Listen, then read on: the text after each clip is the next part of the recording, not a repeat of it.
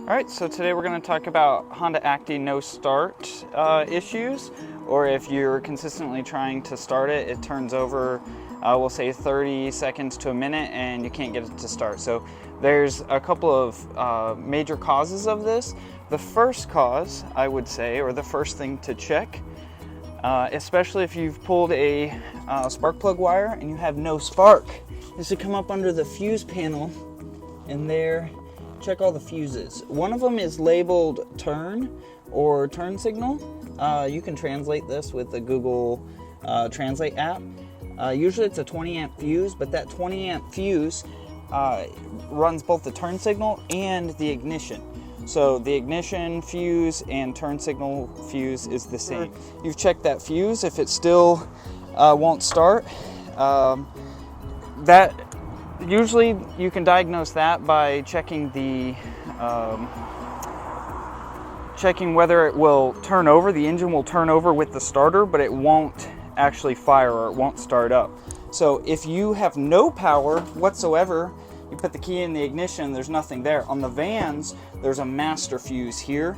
You can bridge this. In fact, I've been to O'Reilly's and gotten a fuse that will kind of work in its place. I had to modify it a little bit by drilling a hole to connect the terminals across.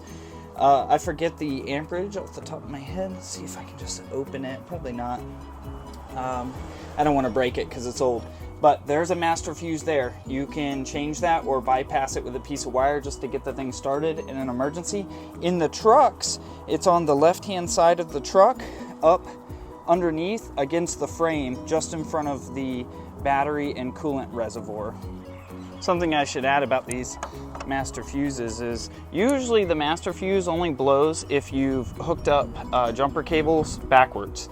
That's the only real time I've seen them blow.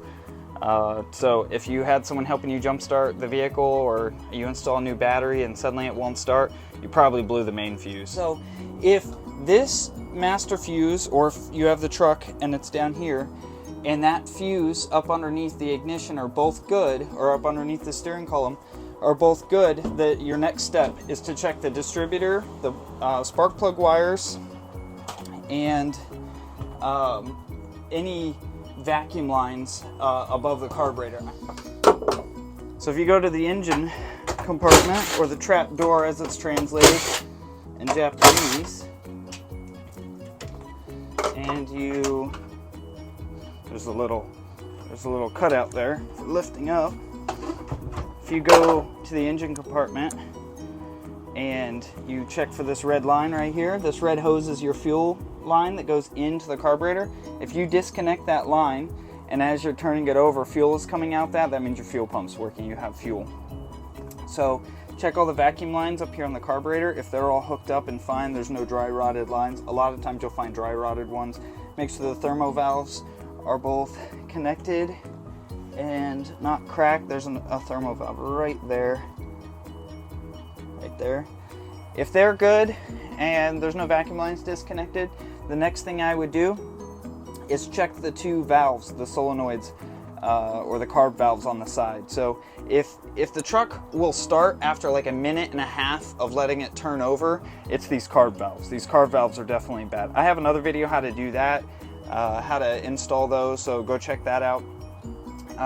And finally, if you've changed the valves, your fuse is good, your master fuse is good, everything, you have spark, and to test for spark, you can pull a plug wire and set it on top of the valve cover and then turn the ignition over, or have someone else turn the ignition over and watch the spark jump from between the plug wire to the valve cover.